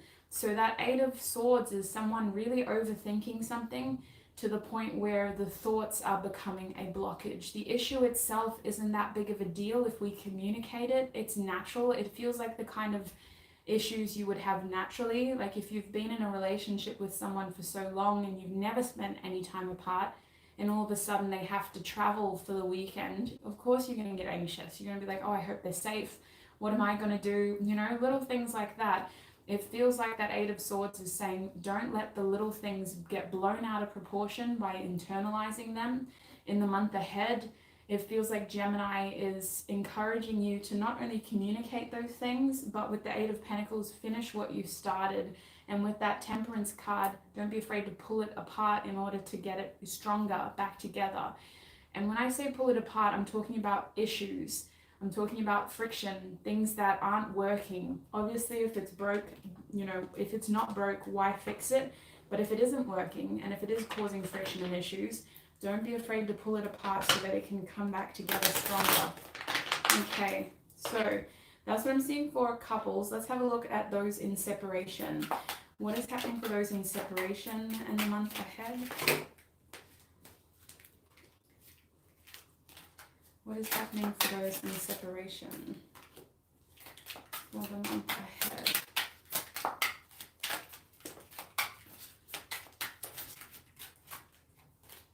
What is happening for those in separation still? Sorry, let me just have a look at something. I'm getting distracted, but interesting. Okay. Oh! We have 3 cards reversed. Interesting energies too. Okay. We have the Six of Swords, the Hanged Man, I think Justice as well reversed. I'll try to show you them like 3, but I might show you them individually as well. Have a look at that. Six of Swords, the Hanged Man, and Justice in reverse. I apologize for my camera. It's actually got a split in the lens itself, and I didn't know that YouTube, when I started live streaming, was going to use that lens. I have one of those phones that literally has 5 lenses, and they chose the busted lens to film out of, so I'm kind of like, what the heck? Time for a new phone, I guess. So those in separation, let me tell you, this separation is going to be weighing heavy on you. Heavy. I don't see people wanting to make decisions though. That's the problem. I'm seeing a lot of sort of questioning, a lot of thoughts, a lot of thinking, a lot of contemplation, a lot of suppression for some of you. There is an energy here of not wanting to talk about it or address it with other people to gain wisdom. There is also a feeling of having all the answers, but not being able to move forward with the information you have.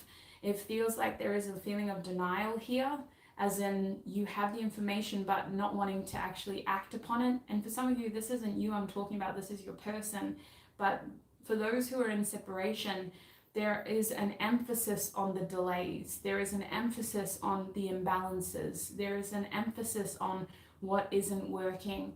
In fact, those who are struggling to move forward in doing their healing are going to really feel triggered. And it feels like this is more of an attack on the masculine side, but it also could just be that if something isn't working, you're going to be hyper fixated on it in the month ahead.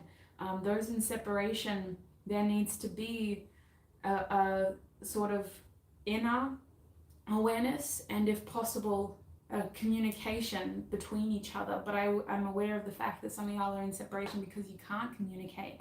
I just want you to know that there's going to be a lot of thoughts of one another, and a lot of sort of, what's the best word for it, reflecting in an unhelpful way, a feeling of dwelling. And if this doesn't sound like you, then it is probably your person, especially if you resonate with one being more awakened and intuitively aware than the other person. The one who's more awakened is going to have a better time of surrendering and letting go, whereas of control, I mean, whereas the person who isn't as awakened is feeling very overwhelmed and bombarded by the fact that this isn't going well, and what can I do about it? I can't do anything. My hands are tied. This isn't going well. So for those in separation, there seems to be a lot of strong emphasis on highlighting what isn't working and what needs to be brought back into balance. With justice reversed, some of you are actually going to be giving up on this person only because you're not convinced that they have what it takes to bring the harmony back into the connection. So with the Hanged Man reversed, it's like, you know the truth. You know what your heart wants. You know what the divine plan is. You've received your enlightenment, but you're not convinced that your person can pull it together or can do what needs to be done. With the Six of Swords reversed, I also want to say those in separation, you may have your person come back in the month ahead. There is a feeling of needing to revisit ideas, conversations, and healing in order to better move forward, needing to kind of go back around. And that could be why we were getting that message of looking back before we go forward, especially with love, trying to question, like, have I left someone behind? But I want to say that you need to feel certain with the Justice card reversed that this person will balance things out, that they will take what you take and give back. If you feel like they're just going to take, or they're not going to accept what you have to offer, then you're not going to be convinced enough to make this continue working. While others of you are going to really be feeling stuck, stagnant, and inactive in your separation, and it's going to be very frustrating how little is happening. It almost feels like you eventually put this whole thing on the back burner and just focus on the other areas of your life, which isn't necessarily your version of surrendering. It's more of you denying what you can do. But we'll have a look at that when I look at the other parts of the reading. It's interesting. It's going to be a complicated one for those in separation. Very complicated. It depends where you're at in your journeys, what kind of relationship this is, and how much you are willing to wait and give and take. Literally, those are your three main themes. How much are you willing to wait, give, and take in the month ahead if you're in separation? So let's have a look at the singles now real quick, and then we'll move forward to our general predictions. Okay, Spirit, what about the singles in the month ahead? What is happening for the singles? Oh, let me take the top one. What is happening for the singles? Oh, wow. Some of you singles are coming from the separated pile as well. Some of you singles are like, stuff that, I'm not separated, I'm single. I'm single. All right, what are we looking at here? Oh, back of the deck is the King of Cups. So if you are single, I see feelings developing strongly for them or for someone else. Someone may have their eye on you, single Pringle. You're not as single as you thought you were. You've got somebody else at the bottom of the box with you. Okay, let me show you these two cards first because they came out first. We have the Four of Swords reversed with the Eight of Cups upright. So they're not exactly like the other two readings. They don't cover all bases, these three cards, but they do talk about just enough. We have the Lovers card reversed as well. So if you're a single Pringle when it comes to love, the month ahead, I do see you coming out of a period of inaction. I see you wanting to warm yourself up like an old car engine that hasn't been turned on for a while. I'm sorry to call you out like that. I see you needing to like run the motor a little bit, give it a few tests before you hit the road. So if you haven't dated in a long time, I see you kind of testing yourself, trying to kind of get yourself out of your comfort zone. You may even be forced out of your comfort zone by some of these lovely close friends that you are also building strong connections with in the month ahead. You may meet someone through friends actually with Uranus here, but you're not wanting to make leaps and bounds. You're just wanting to, if it happens, it happens, with the Four of Swords reversed. Not pushing your luck is what I feel. But the Four of Swords reversed tells me that you are going to slowly become more active. Some of you, the first person you become attracted to isn't going to be the one that you end up in a relationship with, but they are kind of like the Kickstarter, right? Like the jack leads that help get your engine turned on again, ready for the main event. So it's all about kind of getting you warmed up in the beginning of the month ahead. From there, with the Eight of Cups upright, I do see a lot of you cutting things out. So even though you may think you're single, if there is anybody lurking in your energy and your feelings and your thoughts and your reflections and your meditations, I see you in the middle of the month. So where are we there? That's about the end, coming towards the end of Gemini season. I see a lot of you really coming into a period of, you know what, I can't do this anymore. I need to walk away from you. I need to leave you behind. I need to leave this behind. I need to stop thinking like that, or I need to let those feelings fall away. Some of you, it's not really a person you're letting go of. It's an idea that you had towards love. You're like, you know what, that isn't actually serving me. It's not helping me. So even though you're single, I see you in the middle of the month as we close Gemini season, really sort of trying to walk away from something and leaving it behind. And some of you are doing this really, like, it's a sad thing. It doesn't feel easy. It feels like you have to kind of say to yourself, if it's meant for me, it won't miss me, you know? But right now, this isn't working, this isn't right, so I have to walk away. And that's the thing with the Eight of Cups. We walk away, we don't kind of flip those cups over and angrily throw everything on the ground. We leave them there standing upright, and we tell ourselves, if it's meant for us, it will find us again. But right now, it's not meant for us. So some of you are walking away from something with the intention of, if it's meant for me, it won't miss me, it'll come back, it'll find its way back to me. But right now, I need to focus on other things.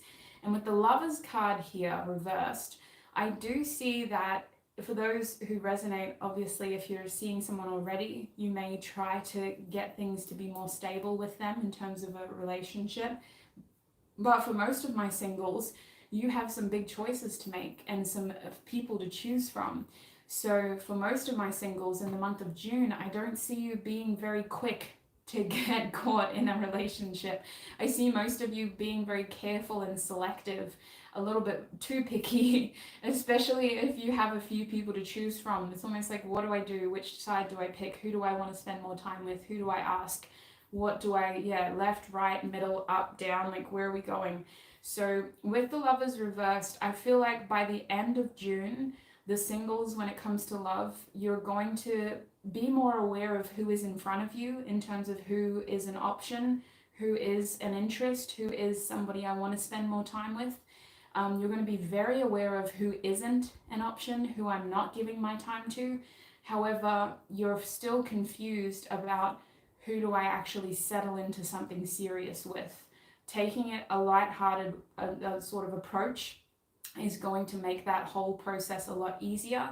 As soon as you start to kind of force things, you're going to feel like you may be taking things too quickly, because it feels like one of the options that you should be looking more into is going to take a little bit longer to warm up to you. So take that if it resonates, but for most of you, I'm feeling like the one who is going to be more significant for you singles isn't going to warm up to you entirely in the month of June. They're going to take a little bit longer to get things off the ground with them, which is why you should delay heavy decision-making processes if you're a single Pringle. So that's what I'm seeing when it comes to love in the month ahead. Interesting. I like it. Let us have a look though, and we'll have a look at a general energy now. So you're actually staying there. I want to move all of these up because we're going to keep them here. Those are our themes, remember, so they don't just talk about love, they talk about everything. But I want to move the love cards up, and we're going to do a general prediction now for all of us as a collective. What can we expect in the month ahead? This will hopefully encompass career, finances, health, family, basically anything else that we haven't covered. Oh, come on. It's a tricky deck to shuffle, this one, but it is so pretty. It's very beautiful. Okay. Spirit, what is going on as a collective in the month ahead? What can we expect in the month ahead as a collective? Some pretty big transitional energies here. Uranus is so interesting when it transforms, because the thing about Aquarius, it's connected to Uranus, but it's also connected to Saturn. So although the goal here is to innovate and to kind of be dynamic and changeable, we also want things to work, and we want them to have a certain amount of structure, not to the point where it's restrictive like Saturn and almost too traditional and stuck, but we want it to be able to serve some sort of purpose. So it's not the kind of transformation like Pluto or Scorpio would give, or the Tower with Aries and Mars. It's not that kind of chaotic transformation where something has to end. It's very reinventive and it's purposeful. So it's a very different sort of transformation. What is the general, what's happening in the collective, generally speaking, in the month ahead? We have the 9 of Wands in the reverse position coming out first. Again, I apologize for my shakes. I'm trying to be very careful. Yes, I will make sure I save this later. Thank you for asking, Brittany. It's going to be saved as a just a video later, and I'll put timestamps up as well. We also have the 7 of Pentacles in the reverse position. What is happening as a general collective? We have the High Priestess reversed in the month ahead. What is happening? We have the 3 of Pentacles in the reverse position. We also have the 8 of Swords coming back to haunt us. How dare you? Oh, hello. Okay, so this is an interesting energy.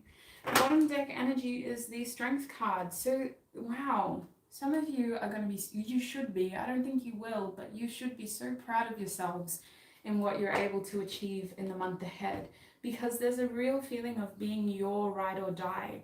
Like, yes, there are people that you're having to let go of. Yes, there are things that you're having to reshape, but at the end of the day, there's a strong sense of, I'm doing this for me. And that's the other thing about Aquarius's energy. There's a loyalty there behind Aquarius, but there's also a feeling of being subjective and aware of the fact that no two people are the same. So you're trying to do what is best for you, and hopefully inspiring others to do the same, being aware of the fact of where we came from with self-preservation, that you can't save everybody. You can't be everybody's healer. You can't be everybody's fixer. You can't be there for everybody every time. The best thing that you can do is work on you in a helpful, open, honest way to inspire those to do the same. So you have every reason to be proud of yourself as you move forward through this month, whether you're navigating changes that seem to have been happening to you rather than for you and you're feeling overwhelmed, or whether you are taking it upon yourself to make some big changes in the month ahead. There is a strong sense of feeling proud and doing this for you. So I do hear with the 9 of Wands reverse that there is a feeling of re-strategizing as a collective. I'm picking up that a lot of us are going back to the drawing board here and wiping off all our goals and going, listen, realistically, this is where I'm at. I wasn't meeting those expectations, but my goals have actually changed. This is what I actually want now. This is what matters to me, and this is what I want to pursue. So with the 9 of Wands reverse, there isn't a feeling of giving up here, but it feels like re-strategizing. And that's why sometimes you have to look back before you go forward, because there's this question of, what am I leaving behind?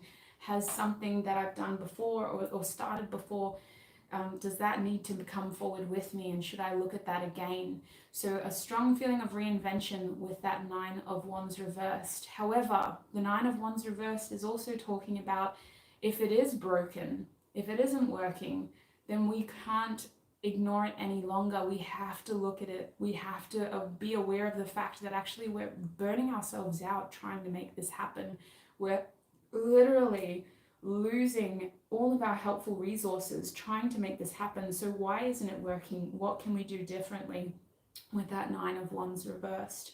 And that's where I feel a lot of you are going to try to collaborate with close loved ones. And I think that would be very helpful.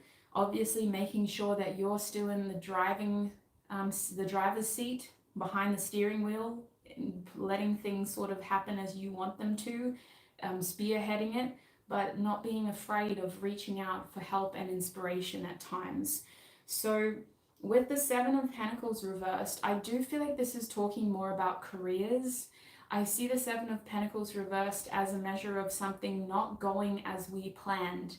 Either because, again, it's not meeting our expectations, this plan is taking too long and it's not measuring up, or some of you, something more enticing is coming along, and because you're being offered something else, it's making you look at what you have and you're like, wow, how did I settle for that? Or how did I make that work for so long?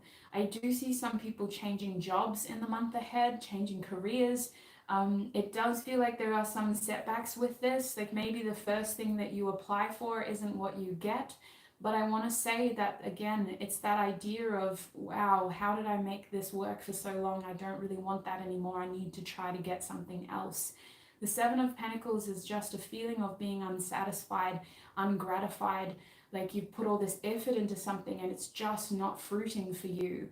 So it's highlighting to you that either we need to rip it out of the ground and plant new seeds when it comes to our money, our finances, and our career, or we need to find a different way of making things work. So if you aren't able to quit your job and get a new job, I see you needing to make lifestyle changes, restructuring your material world to be able to live off what it is that you have right now until something better comes along. And that's just a practical message that's coming through on the other side of that Seven of Pentacles reversed spectrum, because it feels like the overall message there is that we're not able to get what we thought we could have. It reminds me of like a sales position where you have your base rate and then you have your, like, they tell you you could earn this much through sales, but obviously you're going to have slow months and it's just not meeting expectations. So what can you do? There is a feeling here of needing to look outside the box as advice, because this grounded, practical, stuck energy doesn't work with Uranus. Uranus is asking for you to look outside the box and to be innovative and dynamic, but reality is saying, I've got bills to pay, I can't do that right now. So you're needing to find this in between where obviously your physical needs are met, but you are staying open to other opportunities and not giving up on the fact that this isn't working and this isn't a permanent solution. I need to do something different right now. So the other thing about that is our long-term goals when it comes to money, finding ways to structure them better to get to that goal in a more realistic timeline. So for some of you, you're going to kind of be very open-ended about those sort of long-term money goals, and then you're going to go through Uranus's reinvention process and be pleasantly surprised over how quicker you can get there. But it just depends on how realistic you are in the beginning. Obviously, if you're not realistic, you're going to be disappointed with the fact that, geez, this isn't working according to plan. So there is a feeling of being realistic here and very subjective, focused on you, what you physically need, and then allowing the reinvention process to take care of your mind and your ideas and your inspiration, as long as you're taking care of your physical needs as well. So the High Priestess is an interesting energy. With that card reversed, some of us are going to be caught blind. Excuse me, that sounds really rude. Blindsided. I should have finished the word, but I just said blind, and I was like, oh my gosh, Lorraine, not the best thing to say. The High Priestess reversed. There is a feeling of expect the unknown here. Expect little things to kind of catch you. And I don't mean this to be like, be afraid. It's not that kind of feeling. It's like you know, when you just get so distracted with something, like say I forgot it was Saturday and I forgot that I told someone to come over and hang out, and I just got carried away with Kirk, maybe grooming him. Probably it takes hours, and before I know it, the person arrives. It's that kind of feeling. It's like you knew this was happening, but you got so distracted by everything else that was going on that you didn't realize it was happening now, or you forgot that it was possible. So the High Priestess reverse is this feeling of expect the unknown and expect the unexpected, expect things to just kind of happen. And it's nothing that you weren't kind of what's the word, picking up on, but it's like you're too distracted to pay attention to it. And it makes me think that that's why certain things from the past seem to be resurfacing, because they're coming back, ticking their list, going, yeah, you were on my list. Sorry, I had to check if you were someone I should have left behind or moved forward with. And you're like, oh, I crossed you off ages ago. Like, but thanks for checking. I'm actually going to move forward and board the train now. So with that High Priestess reverse, don't be surprised if certain things and people come out of the woodworks trying to check to see if there's someone important that they may have left behind. The other thing with that High Priestess reversed is while it's, there's going to be a strong emphasis on being receptive and being still and allowing things to come to you, there is also a strong feeling of knowing when to act. And towards the end of June, towards the end of Gemini season, when you have all your wonderful ideas and when you've had time looking after yourself and you're rested and you're inspired and you're ready, take action. Don't just wait for the universe to make everything fall into place. If you're seeing an opportunity knocking on your door, make sure that you're giving yourself that opportunity to seize it, not just sort of looking at it, waiting for it to open the door for you. So that's the other thing with that High Priestess reversed.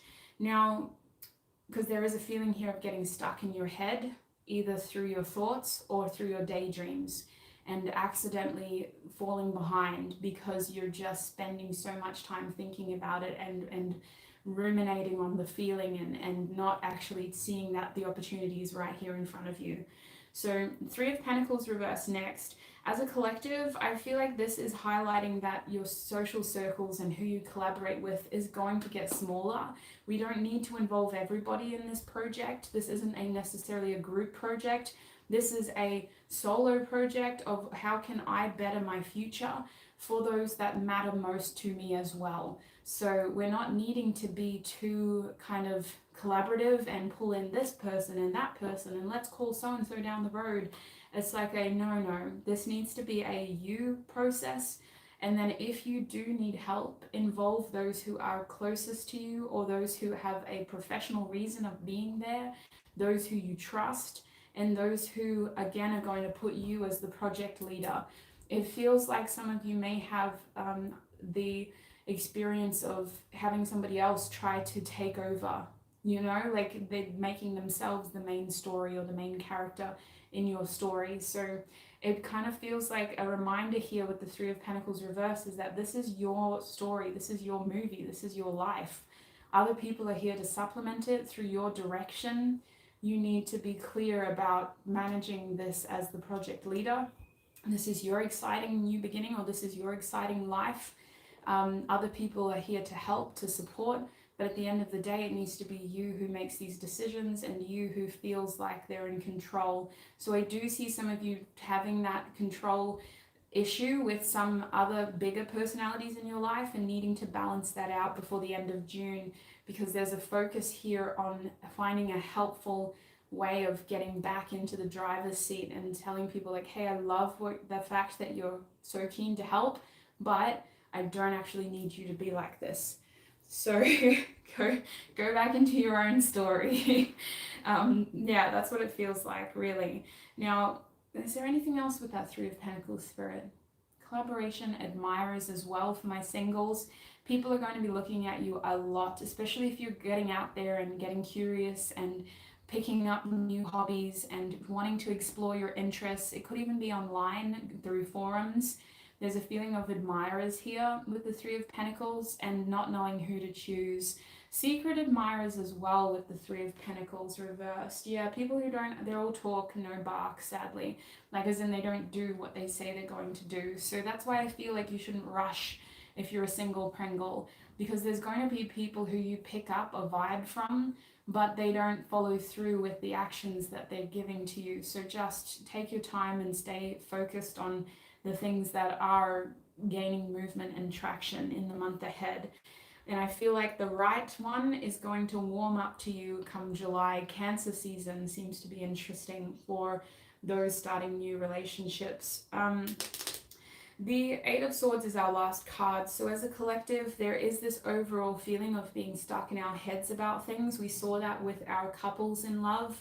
We even saw that with those in separation and our singles as well. There was this feeling of trying to get out of your comfort zone and knowing how to walk away from behavior and people who aren't helpful, but also delaying serious decisions. So Mercury retrograde is real, and I feel like in the month ahead, we don't need to be forcing big things to happen. If they're meant to happen, the universe will make it happen, you know?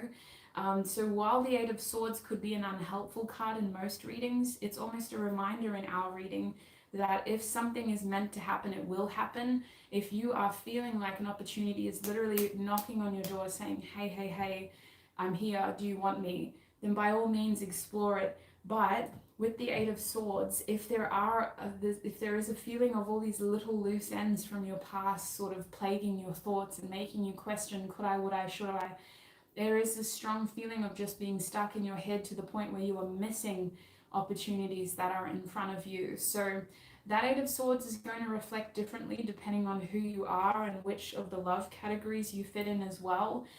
If you're in separation, that Eight of Swords could be telling you, like, listen, you need to start paying more attention to the information you already have and stop confusing yourself with the things you don't know. If you're in a relationship and you want this relationship to continue, that Eight of Swords is you naturally processing some of the changes that your partnership is going through and some of the issues you need to discuss in order to move forward. And then if you're a single person, that Eight of Swords is telling you that, hey, you've been in your head about this for too long. It's time to get out of our comfort zone and start to slowly reanimate in the dating world. Overall, there's a lot of thoughts, there's a lot of reflection, and that Eight of Swords is saying ultimately, don't get too stuck in your head about this. Don't get too sort of trapped to the point where you're losing touch with the change and the opportunities you're experiencing physically. Be reminded that as a conscious being, we are going to want to examine things and think about things, but at the same time, life is something that happens in front of us. Our future happens as we are thinking about what is going to happen. So try not to lose that connection with things by getting trapped in your mind with that Eight of Swords. It's a hard card to explain because it just fits into so many different little groups in the collective. But overall, again, that Strength card is coming back, reminding us that this is a month to feel proud of what we've either managed to save through self-preservation, of what we've been able to achieve by taking care of ourselves first, and of what we've been able to consider and move through as we transition into all of this sort of transformative energy, this reinventive energy. The month ahead is a reason to be proud, and there is a feeling of doing this for you at the end of the day. For a lot of you, it's about reminding yourself you're the main character. Other people are here to support you, but you should feel like the one who has the right and the responsibility to pull the major ropes and make these major decisions when it comes to your life. And if you're not feeling confident, especially if it's got to do with love and you're single, then don't make that big decision yet. Have fun with it and just wait for the right thing to make you go, yes, that is it and nothing else. The right person to make you go, yes, that is them and no one else.